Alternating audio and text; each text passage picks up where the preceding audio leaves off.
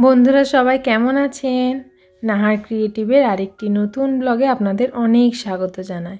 আমরা এখন হঠাৎ করে শুনলাম যে আমাদের বাড়িতে অনেক কুটুম আসছে, তো তাই জন্য তাড়াতাড়ি আম্মাজি নানপুরির জন্য ময়দাটাকে মেখে রেখেছেন ঢাকা দিয়ে। কুটুম আসবে যখন তখন ভাজা হবে।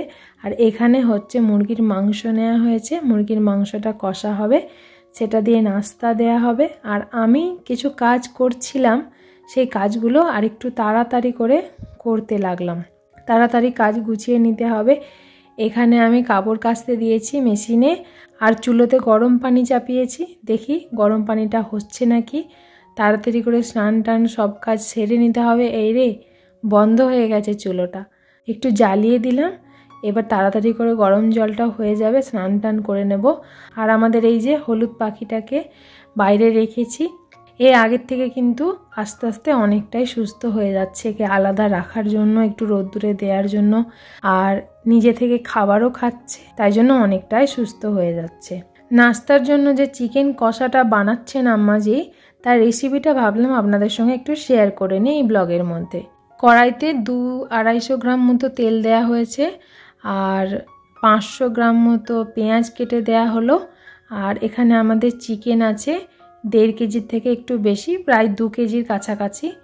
1 কেজি 700-800 গ্রাম মতো চিকেন রয়েছে। তো প্রথমে পেঁয়াজটাকে ভালো করে তেলের সঙ্গে কষিয়ে নেবেন। পেঁয়াজটা ভাজা ভাজা মতো হয়ে গেলে, কালার এসে গেলে, তার মধ্যে সব কিছু মশলা দেয়া হবে।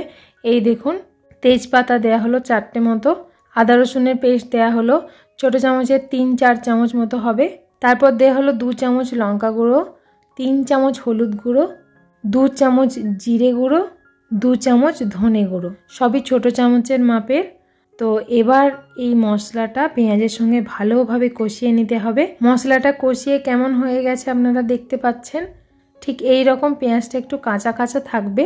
তার মধ্যে চিকেনগুলো দিয়ে দিতে হবে। এই দেখুন, ধুয়ে রাখা, ভালো করে বেছে কেটে রাখা চিকেনগুলোকে দিয়ে দেয়া হলো। এবার এই চিকেনটাকে মশলার সাথে কষাতে হবে। চিকেনের পিসগুলো অনেক বড় রাখা হয়নি, একটু মাঝারি সাইজে কেটে নেওয়া হয়েছে, কারণ এগুলো নাস্তার সাথে দেয়া হবে বলে। এবার এর মধ্যে দেয়া হলো ছোটো চামচের 4 চামচ লবণ। এবার এই লবণটার সাথে চিকেনটাকে আর মশলার সাথে ভালোভাবে কষিয়ে নেওয়া হবে। এইভাবে কষাতে কষাতে এর মধ্যে থেকে জল বেরিয়ে আসবে। আলাদা করে জল দেওয়ার প্রয়োজন নেই। অনেকক্ষণ মশলাটা কষানো হয়ে গেছে। এবার আমরা দিলাম শাহি গরম মশলা, 1 চামচ মতো শাহি গরম মশলা দেয়া হলো, 2 চামচ কাশ্মীরি লঙ্কার গুঁড়ো, 1 চামচ মিট মশলা। চিকেন থেকে কতটা জল বেরিয়ে এসেছে আপনারা দেখতেই পাচ্ছেন। এই জলের মধ্যেই ওই মশলাগুলো দিয়ে আবারও চিকেনটাকে কষিয়ে নেওয়া হবে। পুরো চিকেনটা কষাতে তেমন জল দেওয়ার প্রয়োজন হয়নি আমাদের, আর যেহেতু নাস্তার সঙ্গে দেওয়ার, তাই এখানে ঝোল করার তো কোনো প্রয়োজনীয়তাই নেই। চিকেনটা ভালো করে কষিয়ে নিয়ে ঢাকা দিয়ে দেয়া হয়েছিল। দেখুন অনেকটা সিদ্ধ হয়ে এসেছে, আর কষানো মোটামুটি রেডি। অনেকটা মাংসটা সিদ্ধ হয়ে এসেছে, আর এই যে ফুটছে, চিকেন কষা মোটামুটি হয়ে গেছে নাস্তার জন্য। এতই লোভনীয় হয়েছে, খুব সুন্দর হয়েছে দেখতে। তো খেতে কেমন হয়েছে পরে আপনাদের বলছি টেস্ট করে। তো আপাতত দেখতে তো অসাধারণ লাগছে, এত সুন্দর কালার হয়েছে। তো চিকেন কষা আমাদের মোটামুটি রেডি।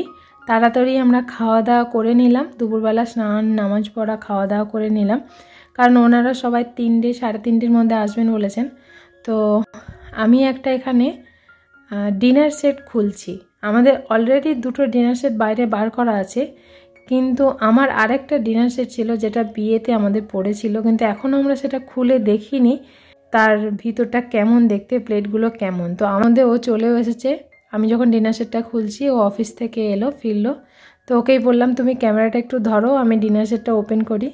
তো আমাদের যে 2টো ডিনার সেট ওপেন করা আছে, সেই 2টোর প্লেটগুলো একটু ছোট সাইজের। তো আমি ভাবলাম এইটাতে যদি একটু বড় সাইজের প্লেট থাকে। তো দেখলাম না, সব একই রকমের প্লেটগুলো, সে একই সাইজের। তো বার করে ফেলেছি যখন, তখন মনে হলো যে আজকে এই প্লেটগুলো ইউজ করা যাক। তো সেগুলোই ভালো করে ধুয়ে টুয়ে রেখে দিলাম শুকাতে, যে কুটুম এলে এইগুলোতেই নাস্তা দেয়া হবে। তো তো সব কাজ এদিকে মিটিয়ে নিয়ে আমি আর আম্মাজি গিয়েছিলাম একটু ওপরটা গুছিয়ে নিতে।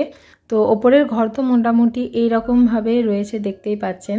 তো এটাকে আরেকটু বিছানা টিছানা পেতে, শীতকাল তো একটু বিছানা টিছানা পেতে ভালো করে ঠিক করে নেব। তো আমরা নতুন যে গালিচাটা কিনেছি আপনাদের আগের ব্লগগুলোতে দেখিয়েছিলাম, তো সেই গালিচাটাই আজকে প্রথম পাতবো। মানে এর পরে গালিচাটা কেনার পরে তো আর এটা ব্যবহার করার প্রয়োজন পড়েনি, সেই জন্য এটা রাখাই ছিল। তো আজকে সেটাকে পেতেছি। খুব সুন্দর হয়েছে, খুব সুন্দর লাগছে। আর আমাদের উপরের ঘরটা অনেকটা বড় ঘর, তো বড়োর ঘরে গালিচাটা খুব মানাচ্ছে। আর এই যে সোফা টোফাগুলো একটু সেট করে একদম ভালো করে ঠিক করে দিয়েছি। কুটুমজন এলে এখানেই বসতে দেবো, কারণ অনেকজন মানুষ আসবে। এই ঘরটাতে বসে আমরা সবাই মিলে গল্পগুজব করব। আর এই নানপুরির আটাটা মাখা ছিল, দেখুন ফুলে কতটা বেড়েছে, অনেকটা ফুলে বেড়ে গেছে। এটা 2 কেজি মতো ময়দা মেখেছিলেন আম্মাজি, 2টো ইস্টের প্যাকেট দিয়ে। তো খুব সুন্দর ফুলেছে।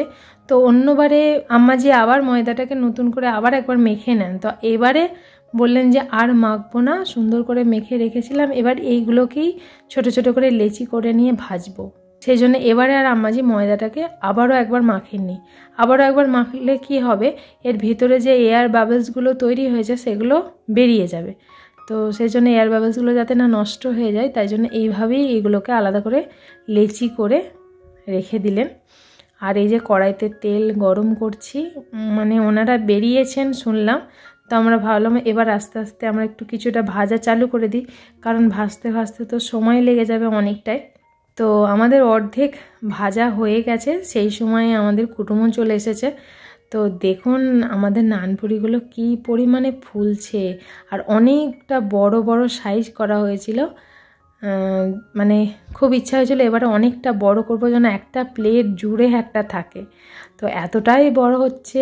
আর দেখুন আমি হাতটা রেখেও দেখাচ্ছি, পুরো 1 হাত মতো। এই পরেরগুলো আরও একটু বড় করা হয়েছিল।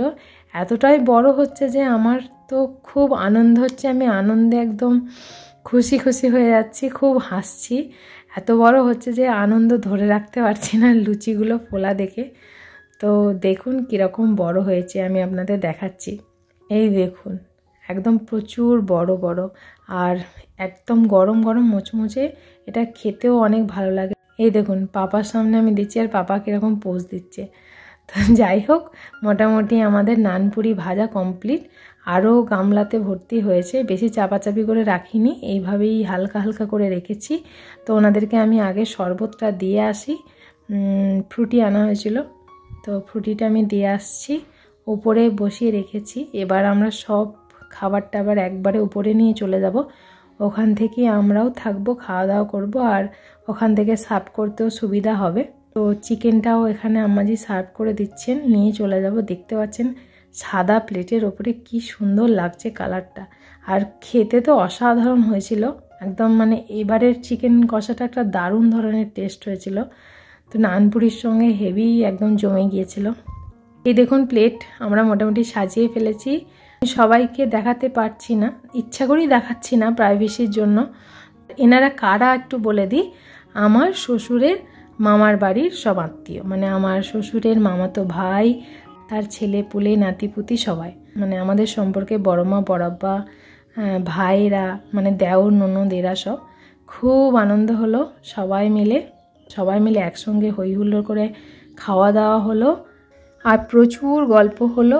ওনারা বহুদিন আসতে পারেননি। তো আজকের ব্লগটা এখানেই শেষ করছি বন্ধুরা। সবাই ভালো থাকবেন, সুস্থ থাকবেন, আর আমার ব্লগটা কেমন লাগলো অবশ্যই কমেন্টে জানাবেন। আবার নতুন একটি ব্লগে দেখা হবে, ততক্ষণ টাটা।